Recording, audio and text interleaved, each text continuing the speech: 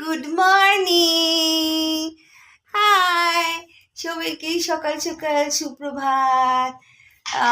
আমার দাদু ভাইদের গুড মর্নিং, দিদনদের গুড মর্নিং, বাড়ির সকলে যারা আছো সবাইকে গুড মর্নিং, দাদাদের, দিদিদের, ছোট্ট কুটু ভাইদের, বোনেদের গুড মর্নিং।